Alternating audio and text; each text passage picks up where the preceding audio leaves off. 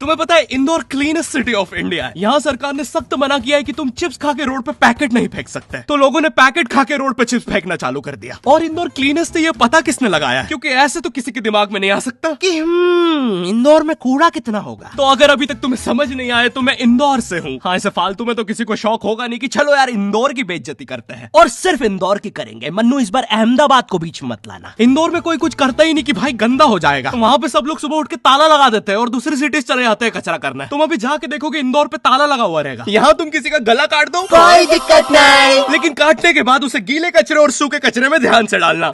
400 लोगों को टपका दिया, 300 बच्चों को उठवाया, 5 बवासीर वाले अंकलों को पिटवाया। आज तक मुझे कोई पकड़ नहीं पाया, तुमने कैसे पकड़ा?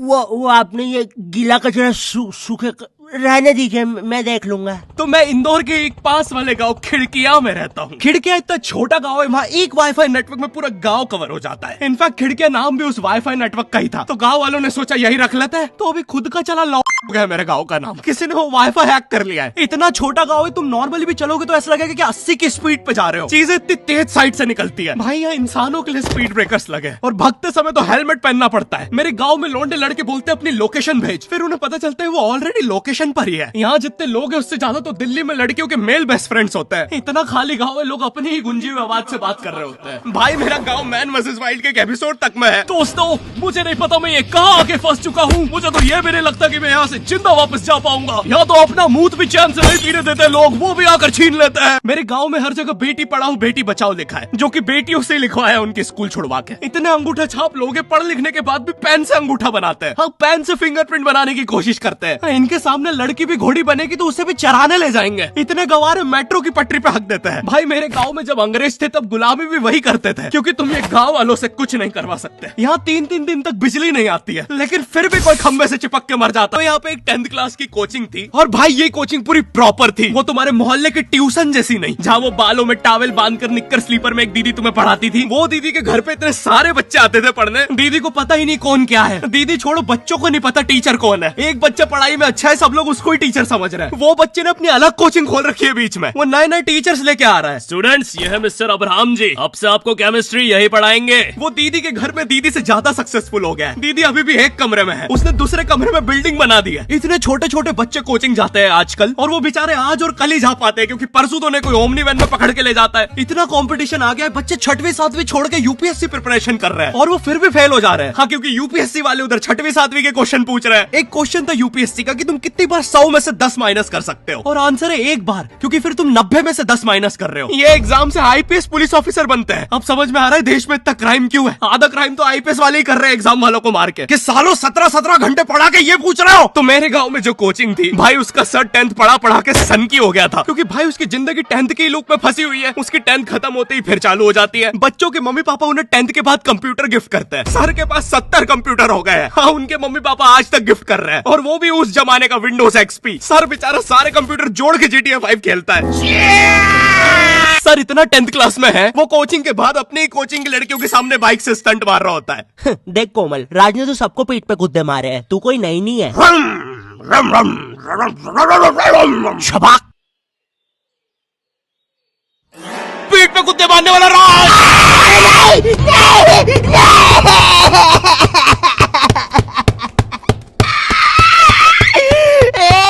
मेरी कोचिंग के बाहर हर साल एक बड़ा सा बैनर लगता था, उस पे जिस बच्चे के 90% बनते हैं उसकी बड़ी सी फोटो लगती है, और जिसके 60% बने हैं वो बड़ी सी फोटो लगा रहा होता था। वो 60% वाले बच्चे की इतनी सी फोटो आती है कोने में, वो भी खिल्ली से कूटी हुई। हाँ, बैनर के बाकी कोनों को ग्लू से चिपकाया है, बस इसकी फोटो पे खूंटा ठोक रखा है। और हर कोचिंग में ना एक पैटर्न जरूर होता है कि आगे वाले बच्चे का तो कंफर्म है, वो तो टॉप करेगा ही करेगा। उसकी तो हाथों की रकीलों तक में 96% बना है। मुझे दिखाया उसने, मैं डर गया, बाद में ट्यूमर निकला वो।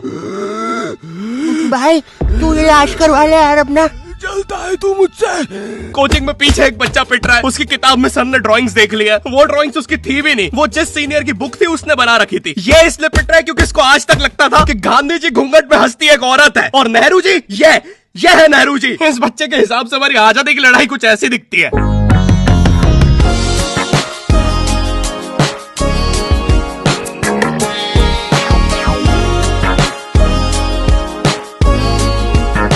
फिर आते हैं हमारे बोर्ड एग्जाम्स। बोर्ड एग्जाम्स मिलते हैं हमें डिफरेंट सेंटर। प्राइवेट स्कूल के बच्चे जाते हैं गवर्नमेंट स्कूल में और गवर्नमेंट स्कूल के बच्चे जाते हैं प्राइवेट स्कूल में। और भाई बहुत डिफरेंस होता है इन दोनों स्कूल में। प्राइवेट स्कूल के बच्चे बोलते हैं हमारी स्कूल के नीचे कब्रिस्तान है। गवर्नमेंट स्कूल के बच्चे बोलते हैं कब्रिस्तान के नीचे हमारी स्कूल है। गवर्नमेंट स्कूल की बेंचेस हमेशा हिलती रहती है। वहाँ के बच्चों के बुंड का बैलेंस ही वही हो चुका है। उनको तुम नॉर्मल बेंच पे बिठाओ वो उस पे भी हिलता रहता है। और भाई यहाँ की टॉयलेट ये बस टॉयलेट के लिए यूज नहीं होता है। अरे तुझे श्रेया का नंबर याद है क्या? चल मेरे साथ। कहाँ? अरे बाबा यहाँ तुझे किसी भी लड़की का नंबर मिल जाएगा। श्रेया अग्रवाल, श्रेया बंसल, श्रेया शर्मा, श्रेया राजा ने मिल गया। अरे लेकिन ये तो बंद है। अरे तो टेंशन की क्या बात है, इधर आइए ना, इधर बाकी नंबर भी है, चेक करिए। श्रेया जियो, श्रेया एयरटेल, श्रेया आइडिया। हेलो श्रेया। हाँ बोल। और बोर्ड एग्जाम से वो एक सरप्राइज इन्विजिलेटर चेकिंग होती है ना, जिसमें एक टीचर्स का ग्रुप बीच एग्जाम में रैंडमली आके तुम्हारी चेकिंग करने लग जाता है। एकदम से 5 लोग मिलिट्री की तरह अंदर घुसते हैं, पूरी क्लास में स्मोक कर दिया। एक तो अंडर कवर बच्चा बन के ही बैठा था पीछे। मैं यहाँ 15 मिनट से उससे ही क्वेश्चन पूछ रहा हूँ। मेरा ना इनसे बस एक क्वेश्चन है, भाई आराम से भी आ जाओगे तो क्या दिक्कत है? तुम्हें चीटिंग ही पकड़नी है ना, अंदर दाऊद थोड़ी ना बैठा है। इतना सीरियस चेकिंग कर रहे हैं, जेब चेक कर रहे हैं, जूते उतरवा रहे हैं, कुत्ता लाके ड्रग टेस्ट से चालू कर दिया। और गवर्नमेंट स्कूल के बच्चे इतने हरामी, वो लोग भी चीटिंग में नहीं ड्रग टेस्ट में फंस रहे हैं। कुछ भी हुए जा रहा है, पीछे दाऊद मिल गया है उनको। हाँ वो 10th क्लास ओपन से कोई भी करने आ जाता है। करनी होगी दाऊद को 10th, मुझे क्या पता, अनपढ़ गैंगस्टर अच्छा लगेगा क्या? और बोर्ड्स के रिजल्ट के टाइम पे हमेशा एक गरीब बच्चा न्यूज पे छाया रहता है, हाँ जिसने स्ट्रीट लाइट के नीचे पड़ के फिर से टॉप कर दिया है। एक तो साले ये गरीब बच्चों का ना अलग कंपटीशन चल रहा है। ये साले हर साल गरीबी में टॉप करने का नया रिकॉर्ड बनाते जा रहे हैं। इस बच्चे ने स्ट्रीट लाइट के नीचे पड़ के टॉप कर दिया है, इस बच्चे ने तो पत्थर की चिंगारी में पड़ के टॉप कर दिया है, जब बिजली चमकी थी तब जल्दी से पड़ के टॉप कर दिया है, जुगनू की जगमगाती जुगनी में टॉप कर दिया है, गरीब की आंखों में आई उम्मीद की रोशनी में टॉप कर दिया है। अरे भाई जब इतने गरीब हो तो एग्जाम का फॉर्म भरने के पैसे कहाँ से आ रहे हैं? अब इसकी जो जल रही है उसमें भी पढ़ के टॉप कर दिया